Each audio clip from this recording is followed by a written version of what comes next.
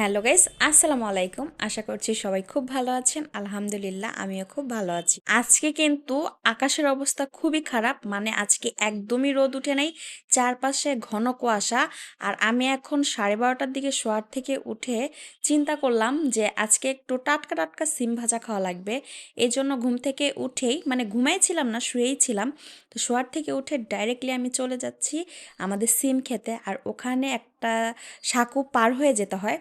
তো তারপরে আমি চলে গেলাম সিম খেতে। ওখানে যাওয়ার আগে কিন্তু কলা গাছের অনেক বাগান পড়ে। আর দেখেন প্রত্যেকটা কলা গাছে কলা কিভাবে ঝুলে রয়েছে, যদিও একটা কলা এখনও খাওয়ার মতো হয়নি। তো যাই হোক, সিমের ভুঁইয়েতে কিন্তু চলেই আসলাম। আর তারপর এখানে আমি একদম তাজা তাজা বিচিওয়ালা সিমগুলা বেছে বেছে নিচ্ছিলাম। আর এই সিম কিন্তু তরকারির সাথে, ভাজির সাথে যেভাবেই খাবেন সেভাবেই বেশি মজা লাগে। দেখে আসছি আম্মু কিন্তু রান্না অলরেডি বসিয়ে দিছে। তো আম্মুকে বললাম তুমি আস্তে ধীরে রান্না করো, আমি এক ফাঁকে একটু দৌড় দিয়ে আসতেছি। তো তারপরে আমার ফুফাতো বোনকে নিয়ে চলে গেলাম সেই সিম খেতে। আর যাওয়ার পরে এই এত ফ্রেশ ফ্রেশ সিম দেখে আমার যে কি মনে হচ্ছিল। আর সিম দিয়ে শুটকি দিয়ে খেতেও কিন্তু অনেক বেশি টেস্ট লাগে, ভাজি খেতেও টেস্ট লাগে, তরকারি খেতেও টেস্ট লাগে। শীতের সবজি কিন্তু সবগুলাই মজা, এক একটার থেকে এক একটা মজা। তো যাই হোক, আপনারা তো সবাই জানেন আমি হচ্ছি সবজি লাভার, আমার সবজি অনেক বেশি ভালো লাগে। তো এত পরিমাণের সিম ধরেছিল এই গাছগুলাতে, মানে নিচে মনে হয় যে মাটির সাথে লেগে লেগে আছে। এক জায়গা থেকে আমরা এক ঝুড়ি করে সিম উঠেছি। পুরাটা জায়গা, মানে পুরাটা সিমের গাছ আমাদের ঘুরাই লাগে নাই। আমরা এক জায়গা থেকে আমি এক ঝুড়ি সিম উঠাইছি। আর সিমগুলা দেখেন কত সুন্দর লাগতেছিল, মনে হচ্ছিল যে এখনই চাবায় এখানে খেয়ে নিই। তো আলহামদুলিল্লাহ দুই ঝুড়ি আমরা হচ্ছে সিম তুলছি।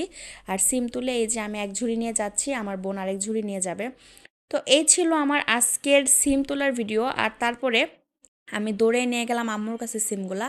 তো আম্মুকে বললাম যে এখন একটু তাড়াতাড়ি করে এই টাটকা সিমগুলা ভাজি করো। ওই যে দেখেন তরকারি প্রায় হয়ে গেছে। তো আম্মু বলল যে এখনই ভাজি করা লাগবে। আমি বললাম যে এখন মানে এখনই করো, এটা কোনো রাখারাখি নেই।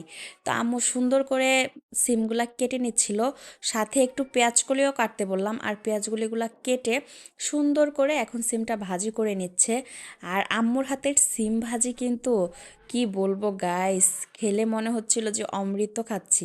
তো যাই হোক, হলুদ লবণ দিয়ে দিল।